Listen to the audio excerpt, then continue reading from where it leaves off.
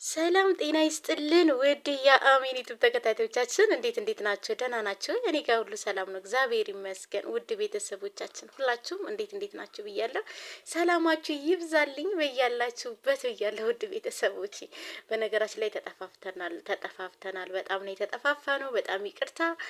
እንግዲህ መተናል ከች ያሳብለናል። ውድ ቤተሰቦቻችን ዛሬ ደግሞ በተለመደው ርዕሳችን መተናል። ውድ ቤተሰቦች እኔ ብዙን ጊዜ ስለ እናትና ስለ ልጆች ብዙን ጊዜ ይከፋኛል፣ ይቆጨኛል እና ካሳለፍኩትም ነገር አንጻር ነው አይቲንግ ባልሳሳት በጣም ጫና ይፈጥርብኛል እና እዚህ ቪዲዮ ላይ የምታዩት እናት መቼም አይቱን ልቡ ያልተነካ ያልተሰማው ሰው የለም ብዬ አስባለሁ ከኔም ጀምሮና ሁላችንም በጣም ነው የከፋን፣ አብሶ እናቶች ስንሆን ማለት ነውና ኢቭን አራስ ሆነን እንኳን እንደዚህ የምንደረግበት ነገር ሲፈጠር በጣም ነው የተሰማኝ። እኔ እንደራሴ በጣም ተሰምቶኛል። በጣም የሌለ ነገር በቃ ምን ብዬ ምን ልበላችሁ እና ይሰማናል። አንዳንድ ጊዜ ሳናቅ ብዙ ነገር ውስጥ እንገባለን። ሰውን መምረጥ አንችልም። እንግዲህ ሰው ጨዋ አይደለ፣ አይቀመስ ነገር ሰው ነው አይደለ እንዴ?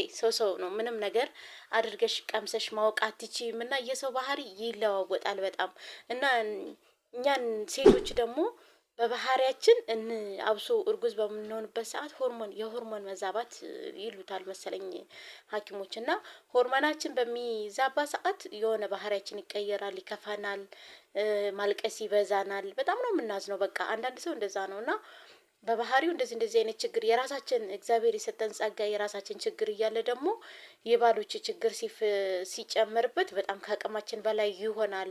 በጣም ይከፋናል፣ በጣም ያናድደናል። ያለው ነገር ጥሩ ስሜት አይሰማንም። የቤት ውስጥ ሰላም መንሳት እንደዚህ ዝም ብለን ሰላም እናጣለን። ብዙ የራሳችን ችግሮች ራሱ ዝም ብሎ ሰላም የሚነሳን ነገር አለና እንኳን እንደዚህ አይነት በሆድ ተገምተን በሆድ ደግሞ ሰው ልጅ አይገመትም በተፈጥሮ ማለት ነውና እግዚአብሔር የማይወደውን ነገር ምንም ቢሆን እግዚአብሔር የከፈተውን ጎሮሮ ሳይዘጋ አያድርምና እንዴት አንዲት ምስት ምግብ በላች ብሎ እንደዚህ አይነት ነገርን እንዴት ሲጀመር ይሄ ብራንክ ሊሆን ይገባል? አብሶ በዛ ላይ ደግሞ እኮ አራስ ናት ገና 3 ወር እንኳን አልሞላትም እና ስለማጠባ እኮ ነው አለች። እኔ እናት እኔ በሆነ እዛው ነው ቁቁ ብዬ መፈርጠው ይሄን ሁሉ ምግብ በልተሻል ብሎኝ፣ ወይኔ ለካ ሰው ትዕግስተኛ ነው። አንዳንድ ሰው ትዕግስተኛ ነው። እግዚአብሔር ሲፈጥረው ራሱ ትዕግስተኛ አርጎን የፈጠረው። እኔ ግን በእውነት ነው የምላችሁ እንደዚህ አይነት ትዕግስት የለኝም። ሲጀመርም ሊኖረኝም አይችልም፣ እንዲኖረኝም አልፈልግም። ሲጀመር ማን ስለሆነ ወዶ ፈቅዶ እስካገባኝ ድረስ በአግባቡ እኔ ሊያኖር ይገባል እንጂ ሲጀመርም አለኔ ፍቃድ ፕራንክ ለምን ያደርገኛል? ለምንስ ፈቅድለታለሁ? ሲጀመር ይሄን ፕራንክ ራሳችሁ እየፈቀዳችሁለት ለምን እንዴ?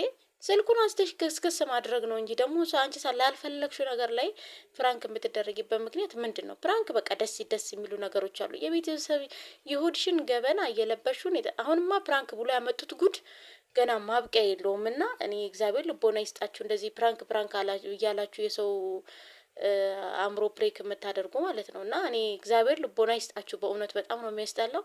የሚያስጠላብንን አንዳንድ ጊዜ ማወቅ የሚባል ነገር አለ። አብሶ እናቶች ላይ የልጆች እናት ላይ እንደዚህ አይነት ነገር ማድረግ አይገባም። አሁን እኮ እቺ ልጅ እንግዲህ ልጇ ራሱ አድጋ ታያለች ይሄንን ጉድ ማለት ነው። እኔ አንቺ ሳጠባ አባትሽ እንደዚህ ያደረገኝ። አሁን አፍ ራሱ ጥሩ አይደለም በእውነት አፍ ራሱ ለባለትዳሮች አፍ ሲበዛ ጥሩ አይደለም። በቃ ሁሉንም ነገር ምን አለ በድብቅ ብናደርገው። መቼም ቤትና ልብስ የማይሸፍነው ነገር የለ። ቤታችሁ ሸፍናችሁ እርስ በርስ በቃ እንደዚህ አይነት ነገር ቀርጸ ብታስቀምጥ በስልክ ደግሞ እኮ እስካሁን ድረስ አላጠፋ። የሚገርማችሁ ነገር እና ኢቭን ማጥፋት ነበረበት። ይህንን ቀርጾ ያስቀመጠውን ቪዲዮ ማጥፋት ነበረበት። ልጆቹ ማየት የለባቸውም። በቃ እስከ መጨረሻ ማጥፋት። እርግጥ እሱ ተሰራጭቶ የትና የት ደርሷል። ግን ቢሆንም ነገ ተነጎዳ ያደጉ ልጆች የአሁን ልጆች ደግሞ አክቲቭ ናቸው ለነገሮች እና የማየትና የመስማት እድሉ ይገጥማቸዋል። ስለዛ ከነ ቢያስጠፋ ጥሩ ነው ብዬ ነው የምገምተው።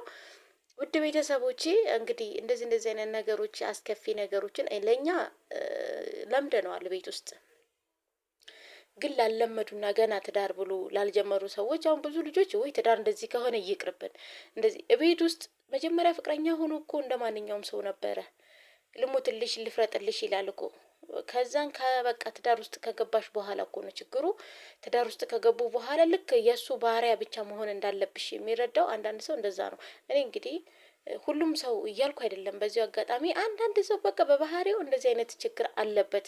ልክ ባሪያው ሆነሽ እንድትኖሪለት በቃ የባሪያነት መንፈስ ራሱ ላይ ሰፍኖ ሁሉን ነገር በራሱ ፍቃድ ሁሉን ነገር በቃ ገንዘብም ያለው እሱ ነው፣ ቤቱም የሱ ነው፣ ሁሉም ነገር የሱ ነው። በቃ ከሱ ውጪ ምንም የለ እንዴ። ማንም ሰው እኮ ኖሮ እኮ ይኖራል አይደለ? ኖረትም አልኖረውም ይኖራል። ማንም ሰው ሳይኖር እዚህ ምድር ላይ የሚኖር የለም። እና እንደዚህ አይነት ነገሮችን ለምን እንደምትፈጥሩ ለምን እንደዚህ አይነት ችግርን እንደምታመጡ እኔ አይገባኝም።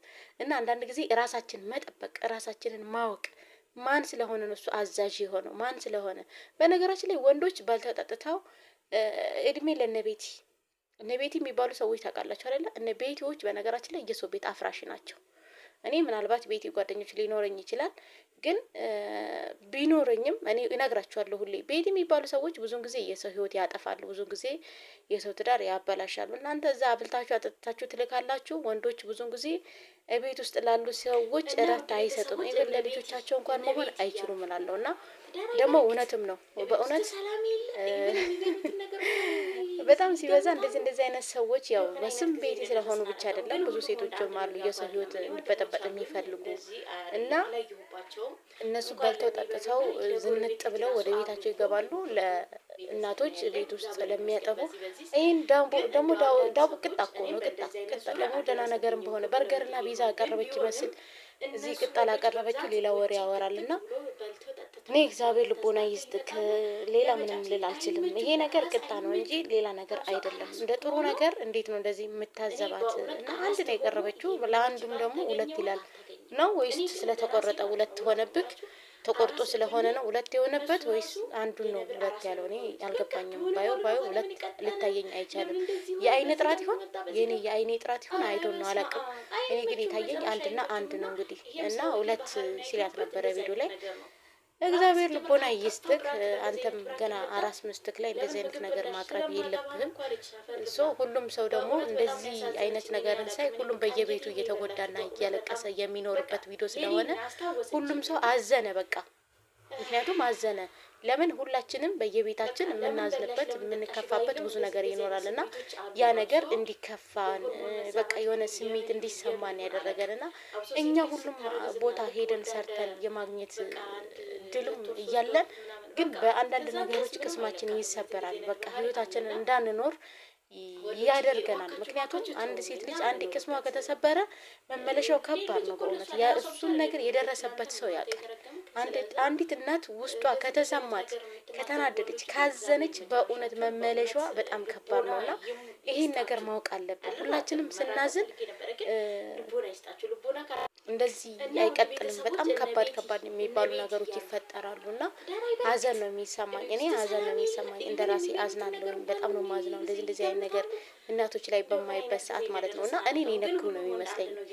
እና እናትዬ አይዞሽ እንግዲህ ምን ማለት ይቻላል? ሌላ ነገር ምንም ማለት አይቻልም። በራሴን ጠብቂ። ይሄ ፕራንክ ነው። እሷ በነገራችን ላይ ልጅቷ አሁንም ቅርታ ብሎ ቅርታ ጠይቋታል።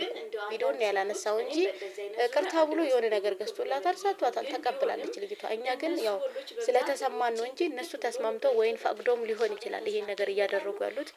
የሰውን ቤት አናቅም፣ የሰውን ገበና ብዙም 100% ልንሆን አንችልም። ግን ቪዲዮ አሳዛኝ ስለሆነ ብቻ ነው እንጂ እነሱ ያው ወደው ፈቅዳ በሰላም በጤና እየኖረች ነው ልጅቷ ማለት ነው።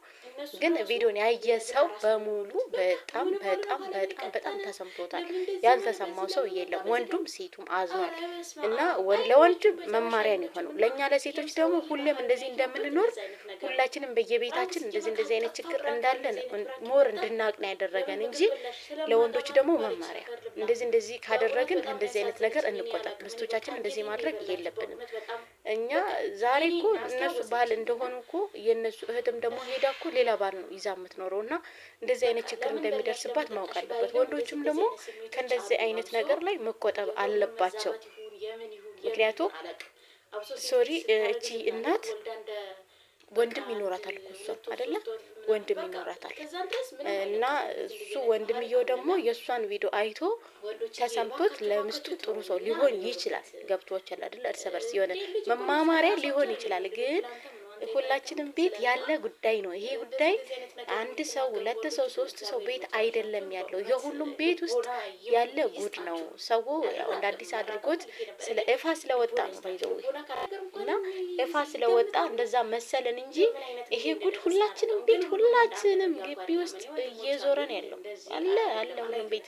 ሁሉም ግን በቃ እንደ ጥሩ ባል እንዳለው አብዙ ሚዲያ ላይ ሲቀርቡማ እኮ ወይኔ ፍቅራቸው፣ አንዳንድ ሰው ወይኔ ፍቅራቸው ያስቀናል፣ ያስቀናል፣ ያስቀናል፣ ጣት ያስበላል አልኳቸው። በእውነት ነው የምላችሁ። ግን ውሸት ነው ውሸት። ሁሉም ቤት ይኸው ይደነቋቆራሉ፣ ይባላሉ፣ ይናከሳሉ፣ የማያደርጉት ጉድ የለም። ግን ሜዳ ላይ ሶፊት ምናምን ነገር በቃ አብዙ ማች ልብስ ለብሰው ምናምን ፎቶ ላይ ቀጭ ቀንባ ይላሉ ምናምን እና ይሄ ሁሉም ቤት ያለ ፈተና ነው። በቃ ምንም ነገር ባታጠፋ ምንም ነገር ባያጠፋ ራሱ ፍቅር ይሁን የፍቅር ማጣት ይሁን የሰላም ማጣት ይሁን መደነቋቆሩ ሁሉም ቤት ያለ ጉዳይ ነው። አንድ ቤት ሁለት ቤት ያለ ጉዳይ አይደለም። ውድ ቤተሰቦቻችን ሁላችንም ቤት ያለ ችግር ነው። ሶ እንደዚህ ስላሰብን እንደዚህ ጥሩ ነገር ስለሆነ ብቻ አይደለም። ምክንያቱም ኦንላይን ጥሩ ነገር እያደረጉ ቤታቸው ውስጥ የሚባሉ የሚናከሱ ስንት ሰው አለ እና ውድ ቤተሰብ እንደዛ ብቻ ስለሆነ ሳይሆን ግን አሁን ያለንበት ሁኔታ በጣም አሳዛኝና አሳዛኝ ጉዳይ ስለሆነ ነው እኔ በጣም የተሰማኝ ማለት ነው። ውድ ቤተሰቦቼ እንግዲህ ያልተሰማው ሰው የለም፣ ከኔም ጀምሮ ሁላችንም አዝነናል በሰማነው ባየነው ነገር ማለት ነውና በዚህ ቪዲዮ መቼም ያልተናደደ ያላዘነ ኢትዮጵያኖች የሉም። ሁሉም ሰው አዝኗል፣ ተናዷል። እንዴት እንደዚህ ይሆናል፣ እንዴት እንደዚህ ይፈጠራል ብሎ ያላለ የለም። እንግዲህ መጨረሻችንን እንግዲህ እሱ ነው የሚያውቀው፣ እግዚአብሔር ነው የሚያውቀው። ዛሬ ኖር ነው እንጂ ነገን እንኖር አንኖር የምናውቀው ጉዳይ የለም። የዛሬን እንጂ የነገን ማንም ሰው አያውቅም። ሶ ሁላችንም እግዚአብሔር ይጠብቀን ባለንበት። ቤተሰብ ሰብስክራይብ፣ ላይክ፣ ሼር፣ ኮሜንት